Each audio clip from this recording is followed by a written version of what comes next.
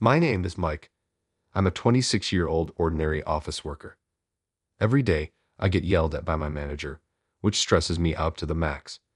I've been targeted by the manager because my sales performance hasn't been very good. I wish I could sell products left and right like my colleague John, but I've given up because customers say I'm too pushy. Working for an insurance company, I've gotten tired of always being told, "We don't need such products."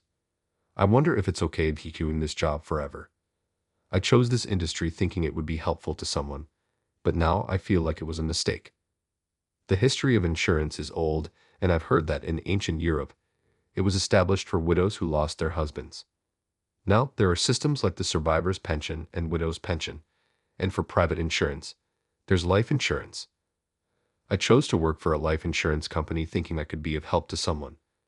I joined a company full of enthusiasm, thinking I could help people in trouble with insurance, but I was disgusted by the quote of hell this month.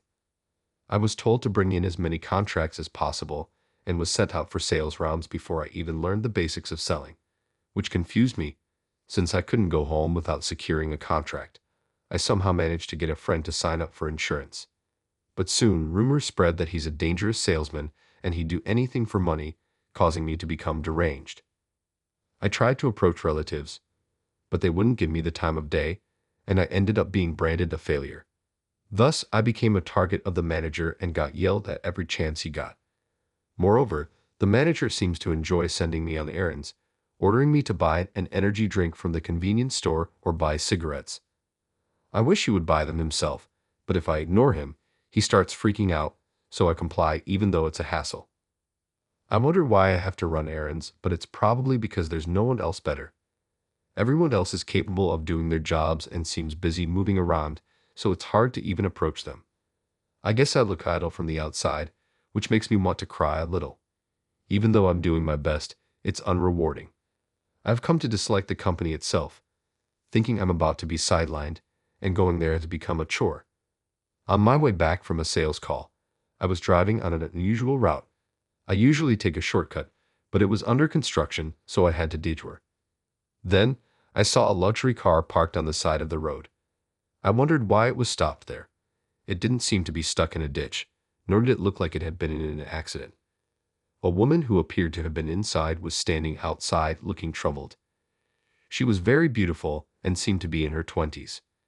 She was pacing around the car, seemingly talking to herself. I parked my car on the side and approached her. "Excuse me, is there something wrong?" "Actually, it seems like my car has stalled. I've called for a tow truck, but because of the construction, they said it would be delayed." "Oh, I see. That's tough, especially since it's cold to wait out here." "Yes, it is. I don't know what to do. Since it's a stall, may I take a look at your car? Maybe I can do something about it." "Wait, but can you really fix it? Are you in the car business?" "No, I work in sales at an insurance company, but I know quite a bit about cars." "Well, I won't know until I take a look, but please wait a moment. I'll go get my toolbox." "Okay then, please do." I went to get the toolbox that I always keep in my company car. I'm not in the car business, but I always carry a toolbox for minor troubles. I can do basic repairs myself. Then, I approached her car and opened the hood. Maybe here. Let me fiddle with it a bit." Are you sure this is okay?" "Don't worry. I'll manage somehow." "Oh, this might be the cause. Let me open this. Yes, this is it. This part is faulty." "Really? You can tell? That's amazing. And you're not even in the car business." "It's kind of a hobby of mine. Now, I think the engine should start. Could you try it?" I encouraged her to start the engine, and so the woman inserted the key and started the car's engine. With a vroom, the engine started successfully, and I sighed in relief. "Ah, good. Amazing. The engine started right up. Thank you so much. Oh, what's your name?" "No need to mention it." "Is that so?" I didn't notice the manager had called. "Sorry, I have to return to the office, so I'll be excusing myself here. Please be careful. You might still want to contact a professional just to be safe." "Oh yes, thank you for everything. I will never forget this favor." The woman thanked me and left. I also had to hurry back to the office or the manager would give me a piece of his mind. Though I knew I'd be in trouble anyway, The sooner I got back, the less bad his mood would be. When I returned to the office, the manager glared at me and started yelling. "Where have you been?" "Loafing around," he said. But it's not like I was playing around. I told him I had helped a woman in trouble on the side of the road, but he accused me of making up stories. "You always lie. Told you to come back soon. Look at all this paperwork piled up. You're nothing but a useless person who's always out having fun." No, I wasn't playing around. I was helping someone in trouble. Why won't you believe me? As if someone like you could help anyone. Besides, you're not even in the car business, so there's no way you could fix a stall. You're just hopeless, always making up stories. But it's true. Just get on with your work. This is for the meeting the day after tomorrow, so get it over with quickly. Got it? What? The day after tomorrow? I wasn't informed. There was no meeting scheduled for then. Why so sudden? It was decided on short notice. Stop complaining and just do it. Really, you're always complaining. Be grateful that you even have a job. You could have been fired by now. Incompetent at work, always slacking off and making excuses. Truly, you're just bad news. The manager dumped a file on my desk. The file was incredibly thick, and there were 8 of them. I was supposed to go through the files and summarize everything into data, but it seemed impossible to finish by the meeting the day after tomorrow. However, I felt like I would really be sidelined if I didn't do it, so I ended up having to work desperately on creating data that night. I overworked until late at night and only managed to sleep around 2:30. Then I had to leave the house before 6 a.m. the next morning, ending up completely sleep-deprived as I headed to work. I was tired out but couldn't help thinking about the woman from yesterday and wondered how she was doing. Had she made it home safely? Before I knew it, it had become noon. I decided to go out to buy lunch as usual from a convenience store. Lately, to save money, I've been buying the cheapest rolls, 2 of them, and coffee. My salary was cut, so I shouldn't even be using convenience stores, but there's no supermarket close by, so I had no choice. After buying lunch at the convenience store, I hurried back to the office. Upon returning, the manager yelled at me. "Why didn't you buy cigarettes while you were out, idiot?" I was irritated but held my tongue. I thought to myself that he should buy his own cigarettes. Somehow, I finished my work and went home, where I could finally relax. Just then, the doorbell rang. I opened the front door, wondering who it could be at this hour. In front of the door stood a group of stern-looking men in black suits, resembling Mafia, and I froze on the spot. "Boss, this is definitely the guy. He matches the description the young lady gave us." Ah, so this is the guy. What was going on? What were they talking about? Me? Did I do something? As these thoughts raced through my mind, my heart pounded wildly. I have never dealt with the Mafia or sold insurance to them in my life. I mean, I don't think the Mafia can even follow most insurance policies, so it would be pointless to try. I've never interacted with the Mafia in my life and have really done nothing. I couldn't understand why these people were talking about me like this, and my legs trembled uncontrollably.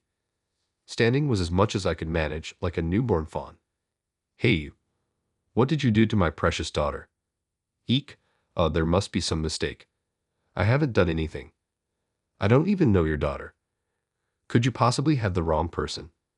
"Huh, don't play dumb with me. Something's been off with my precious Sabrina for a while now. You did something, didn't you?" "I keep telling you, I don't know what you're talking about." "What? What are you pulling now? You're the one, aren't you?" "No, like I said, I really haven't done anything. And who's your daughter anyway?" "This right here. Can you see? This is my cute Sabrina. Look at her. Look at this beauty." The man who seemed to be the Mafia boss showed me his smartphone as if displaying a badge of authority.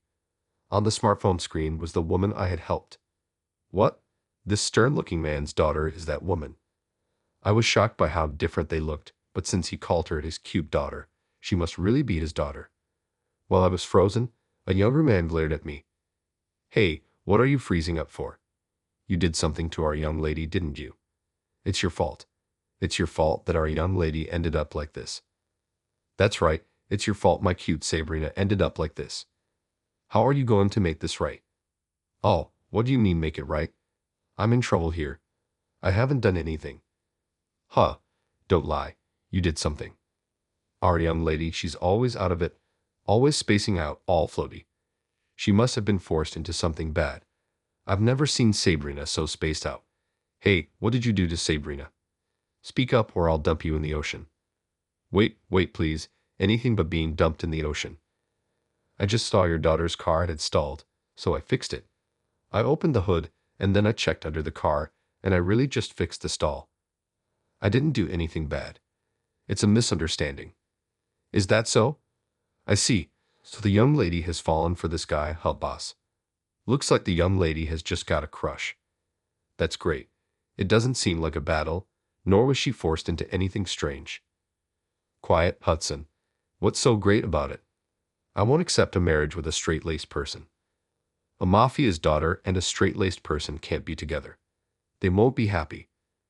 But didn't the late boss's wife come from a straight-laced family? Shut up. Don't talk about that anymore. Don't bring up Ruby. Even you won't get off scot-free. Yes, I understand. Sorry, boss. Hudson, the man being scolded, looked dejected. Before that, though, why did the conversation suddenly turn to marriage? Sure, I thought Sabrina was beautiful, but I hadn't considered marriage. I just helped her because she was in trouble with no ulterior motives. Then only the boss left in a hurry. Hudson, the young man, stayed behind and asked if I had time to talk. Since I had no plans, I invited Hudson into my house. Man, there's no place to even step, he said as he entered. So here's the thing. Would you consider dating our young lady, please? It's a request. Wah, hold on. What are you talking about all of a sudden? Me and Sabrina. Yeah, like I said, she's been all spaced out, going on about some wonderful man this and wanting to meet him again that. It's kind of scary. You don't look like that wonderful man to me, but to our young lady, you must be. Hey, that's rude. I'm not wonderful at all. Sorry, just kidding. Anyway, would you consider dating her? Plus, despite what the boss says, I'm sure he wants her to marry a straight-laced guy. Is that so? The boss seemed opposed to the idea of his mafia daughter Sabrina dating a straight-laced guy like me, thinking it wouldn't work out. He says that, but deep down he probably wants her to be with a straight-laced guy. I can tell.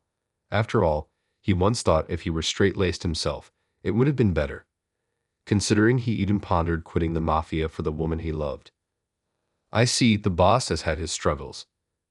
Despite appearances, he's had a hard life and is quite clumsy.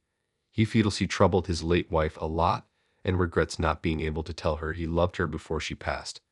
So he probably really does want her to end up with a straight-laced guy. Please, I'm begging you, date our young lady.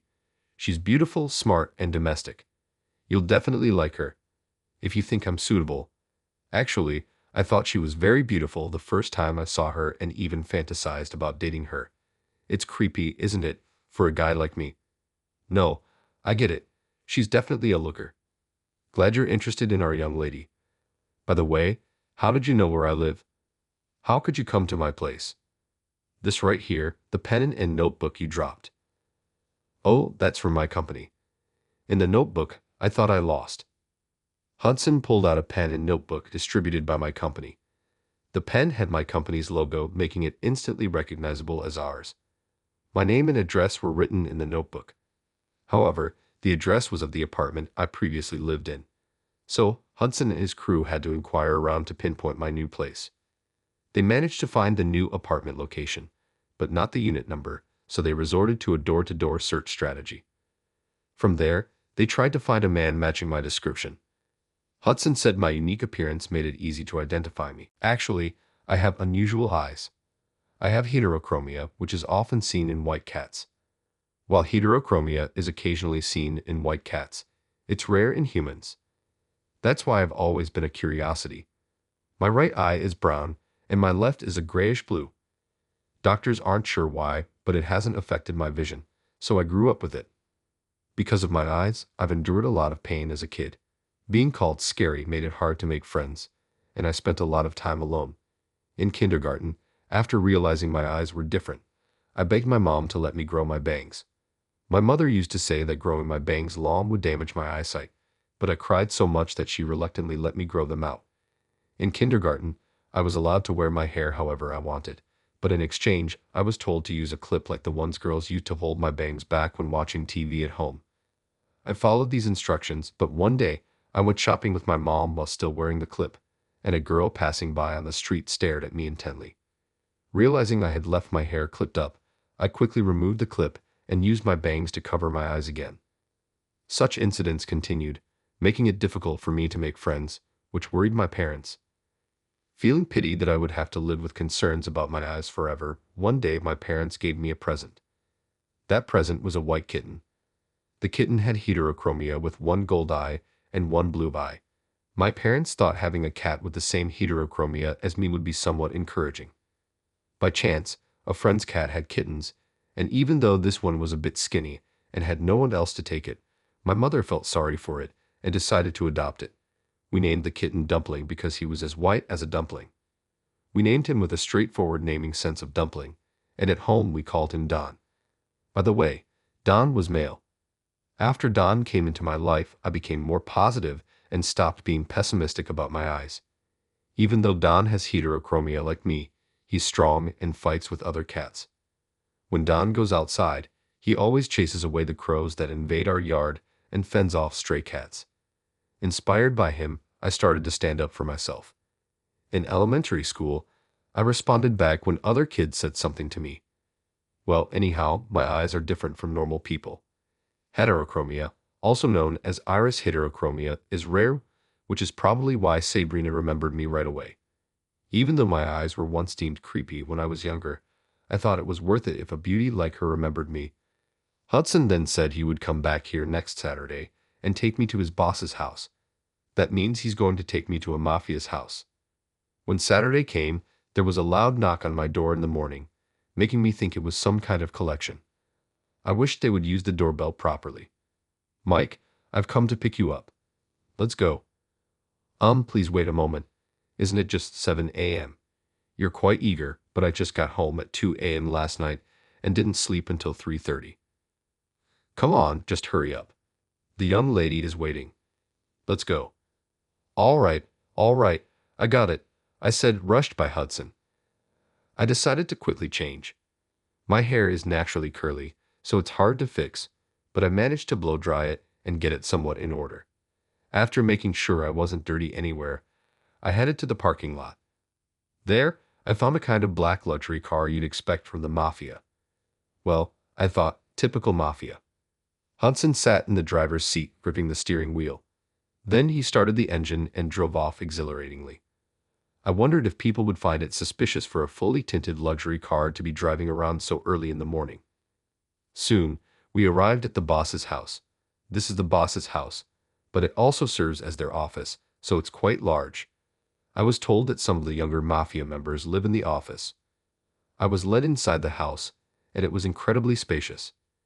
It looked big from the outside, but entering inside, I was again overwhelmed by its size. I found myself wondering if all the glass was bulletproof. A random thought. Then I was led into the reception room where Sabrina was. Seeing me, she blushed and said, "We meet again, my destined one." Destined? How come you say that? Mike and I have met before, long ago. After you helped me that day, I remembered I had met you long before. Seeing your eyes, I thought I had seen them somewhere. Oh, these heterochromia eyes. They are rare, but I thought that was the first time we met during the car breakdown. No, we met when we were in kindergarten. I saw you on the street once. I thought, what beautiful eyes that boy has, and I couldn't help staring. But then my mother told me it's not polite to stare at strangers like that, and I felt guilty afterward. Wait, was it near the Smile supermarket in Kentfield?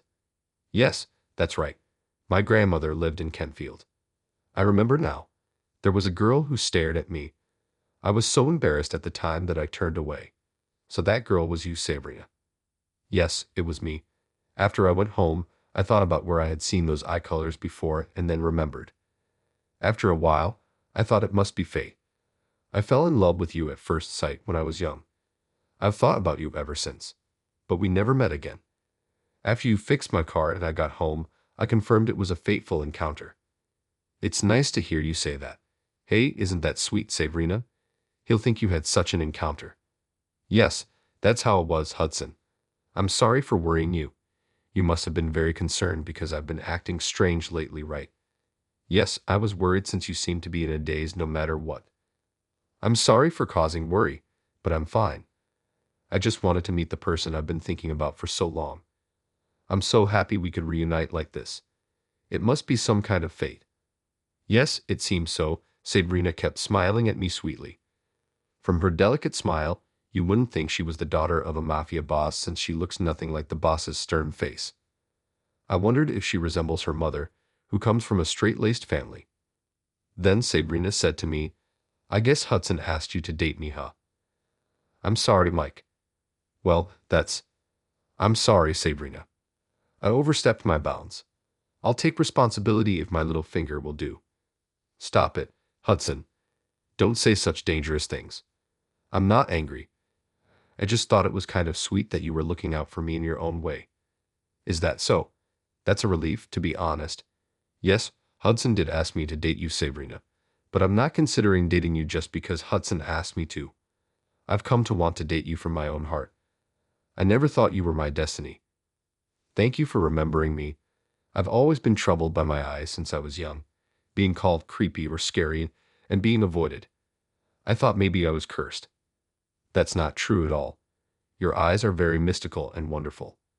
Moreover, I felt for your kindness. I was so happy when you helped me with my stalled car. After all, even though my car was parked by the roadside, no one paid any attention to me. Everyone is so caught up in their own lives. They don't care about others, do they? Maybe you're right. Modern society is busy, but I'm glad I could make you happy with that little gesture. No, it's amazing. Even though you're not in the car business, you fixed it so quickly. Are cars your hobby? Yes, they are, but I don't own any fancy cars. All the cars I've had were used. I buy beat-up cars cheaply and maintain them myself.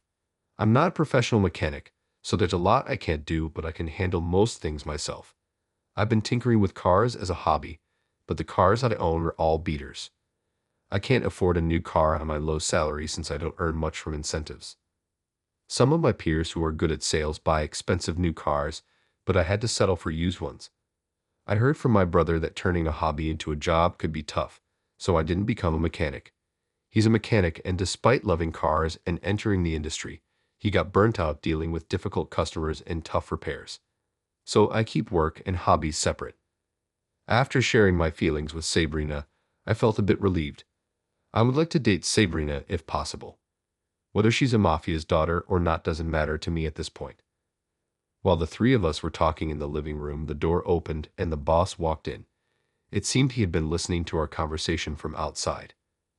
I was sweating, thinking the boss might say something to me.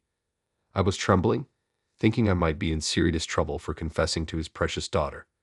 However, the boss suddenly broke into a smile and said to me, Please take care of Sabrina. Boss, Dad, I really want Sabrina to marry a straight-laced guy and be happy. I regret not being able to make Ruby happy. Ruby, my wife and Sabrina's mother, was the daughter of a very ordinary family. One day, when I had sprained my ankle and fallen, Ruby helped me. After that, we started dating and had Sabrina. But since it was a shotgun wedding, I never managed to build a good relationship with Ruby's father, my father-in-law. Because of my inadequacy, Ruby couldn't see her parents much until the end. Boss, Ruby used to tell me how coldly she was treated when she took Sabrina to her parents' house a few times. Even when she found out she had cancer, she said it was karma hitting her. If karma was to hit, it should have hit me, not her. Please don't say that, boss. Oh, thank you. To think I'd be worried by a straight-laced guy. I must be losing it. Could you please make Sabrina happy? I really want her to live in a place bathed in sunlight. That's my wish. You like Sabrina, don't you? Yes, I was deeply moved by Sabrina's feelings and came to like her. Then it's settled. If you and Sabrina get married, I'll build you a house and I'll buy everything you need. Really? After that, we decided to date with marriage in mind. Sabrina looks like a fine lady from a good family. When she's just being herself, no one would think she's the daughter of a mafia family. Later, Sabrina and I got married. At that time, I quit my job and found a new one, which led to a salary increase. My friends came to the wedding, but they were all frozen stiff because there were many stern-looking mafia members. Nobody knew my spouse was the daughter of a mafia. But after getting married, Sabrina lived not as a mafia's daughter but as a working wife doing a regular office job. She works hard every day at household chores for me, which I'm very grateful for. Next time, we'll go out together in Sabrina's car. This car, which brought us together, holds a special place in my heart. I want to keep it running and cherish it for a long